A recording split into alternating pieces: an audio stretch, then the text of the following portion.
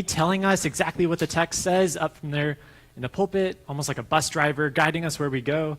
We're going on an adventure together to look at these biblical texts and try to find new meaning in them. So as explorers, we need to bring a couple tools with us.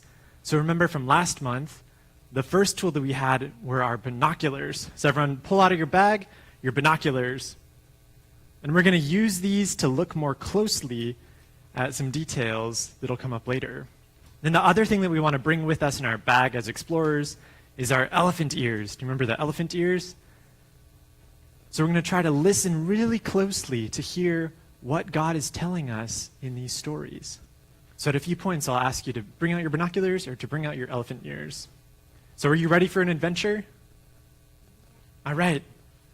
So this week, we are going to explore the story of Moses and the Israelites crossing the Red Sea. So just when it seems like they are trapped, God makes a way through the sea, and they walk on dry land across that sea. God rescues them. So imagine with me for a second that you're standing in front of a giant, solid brick wall. There's no doors, no windows, and there's no way that you can get around it. What does it mean to be rescued? Do you know that word rescue? Yeah, what does it mean? Yeah, to save somebody. Good. And yeah. For safety. Yeah. What's an example of somebody who rescues? Yeah. Firefighter? Yeah, good. What were you going to say? You're going to say firefighter too? Yeah, those are good rescuers. Any other examples? What about the adults? Anybody have a good example for us? Police? Who else? A lifeguard. Yeah, that's a good one. Right? So these are people that when we need help, they come and they rescue us.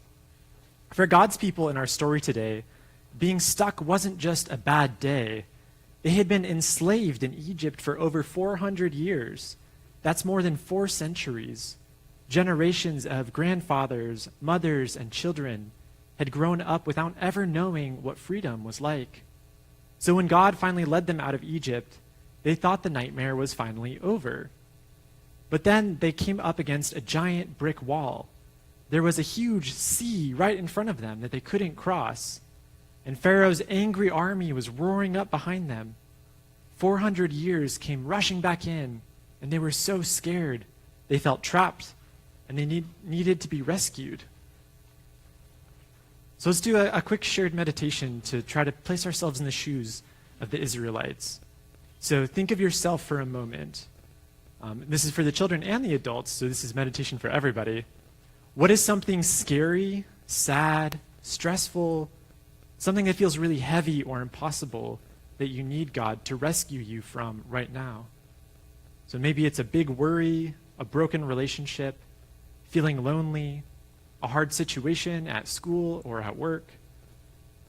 Hold that heavy thing in your mind. And know that God sees it.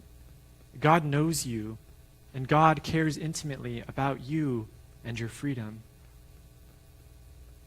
Now let's hear what God did when the entire nation of Israel was trapped with nowhere to go.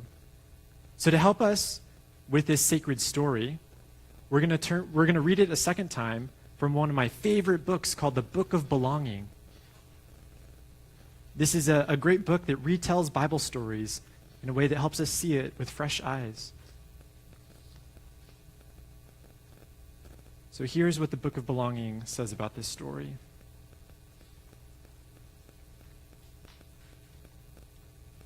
It says, trapped. There was no way around it.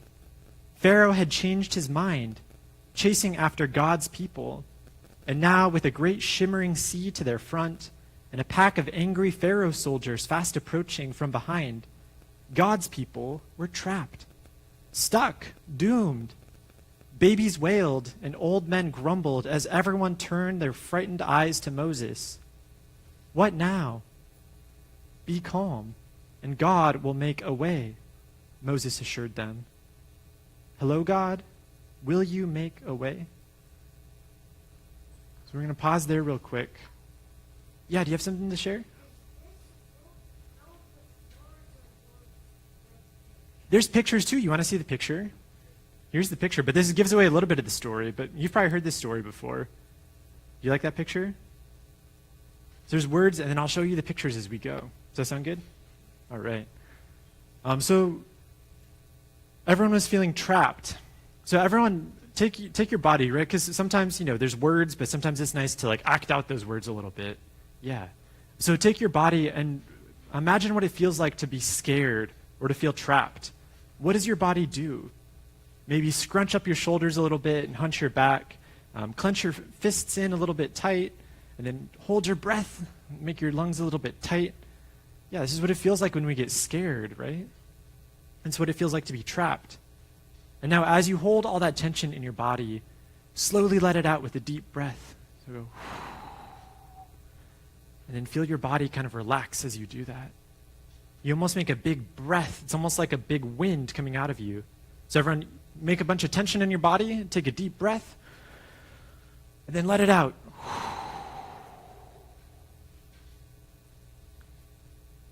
So I'm going to keep reading in the story, but keep that posture in mind. So lift up your staff and stretch your hand over the water, God told Moses. Moses looked down at the shepherd's staff that he had chosen over Pharaoh's crook. God had asked him to stand for life and flourishing instead of power. God had promised to go with him, and it all came down to this: a shepherd against a Pharaoh, God against Egypt, a staff versus a crook, flourishing versus power. Now, crook is a weird word. Do you guys know what a crook is? Yeah, what is a crook? Yeah, like a bad guy. That's one meaning of crook, but it's also a weird word for a kind of staff. Have you ever seen a shepherd's staff before? I got some pictures here. Oops, here we go. So this is what a crook looks like. It's almost a little like shepherd's staff. Everyone see that? Here, you want to hold on to that for us? Thank you. And then, but it says that Moses has a shepherd's crook, right? But Pharaoh wasn't trying to be a shepherd. Pharaoh was trying to be a king or a ruler. And they have a different kind of staff. They have what we call a scepter. Everyone see the scepter? So these are our big, here, you want to hold that one? So these are a different kind of staff. It's usually plated with gold, all kinds of jewels. What do you guys notice between the difference between these two kinds of staffs? Yeah. Yeah, one is wood and one is gold. What does that mean? What's the difference between wood and gold?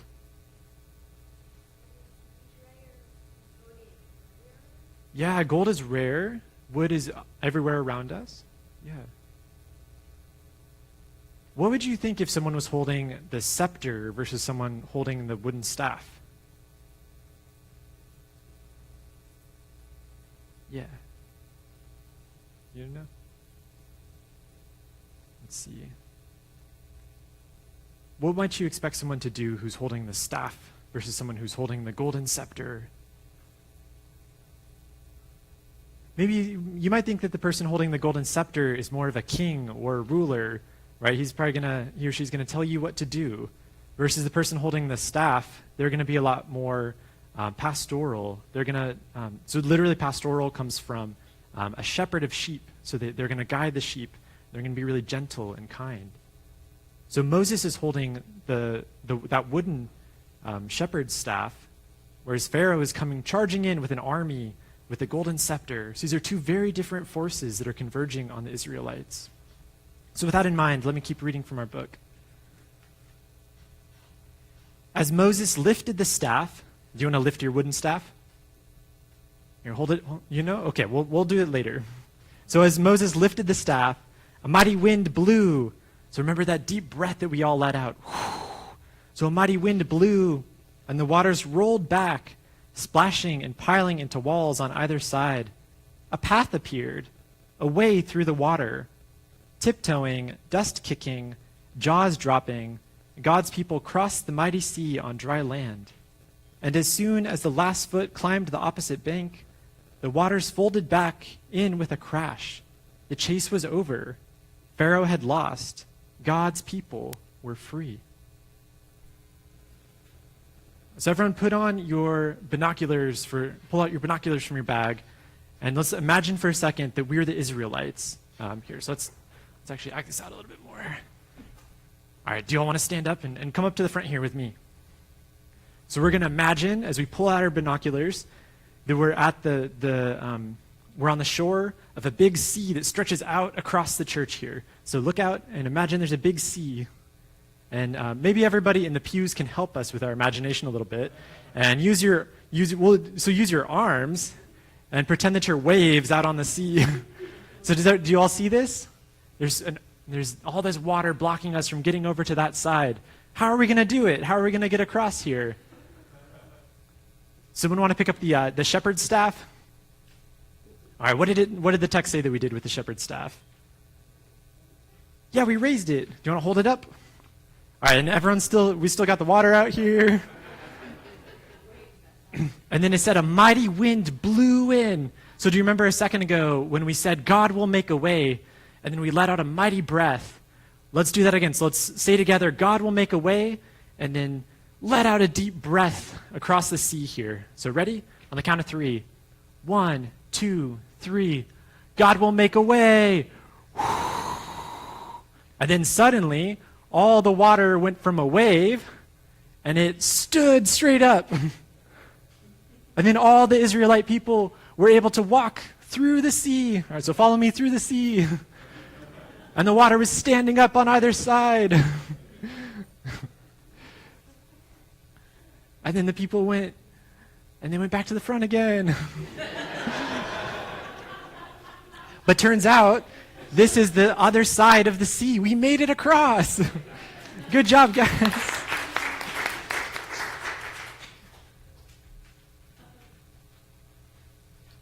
All right, go ahead and have a seat again. So how do you think the Israelite people felt when they made it to the other side? Yeah. Happy. Yeah. What else? Maybe relieved a little bit? Do you remember all that tension that we built up in our body? And then we let it out with a deep breath? Yeah, they're trapped. They're in a hard place. And then God made a way for them to cross the sea.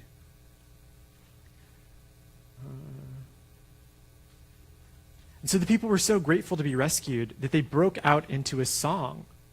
So sometimes when we do morning prayer, so on the weeks that you guys are here, but on the weeks that I'm not here, and we do morning prayer, we do something called a canticle. And one of those canticles is called the Song of Moses. And this is the song that the people broke out into as soon as they got to the other side of the sea, because they were so happy. Have you ever been so happy that you just start singing a song? No, just me? All right, well, I do that all the time. So let's read from the Book of Belonging again, this song that they sing. But as we do this, we're going to need to act out some of our happiness and joy. So we're going to make a couple hand motions as I read this for us. So the first one is going to be a fist pump.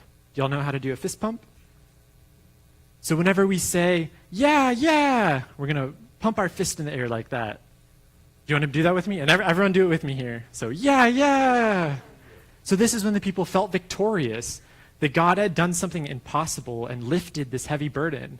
But they also felt a sense of wonder. So everyone put your hands on your cheeks like this, and we're going to say, wowee. Right, let's do that. Let's do it all together. Wowee.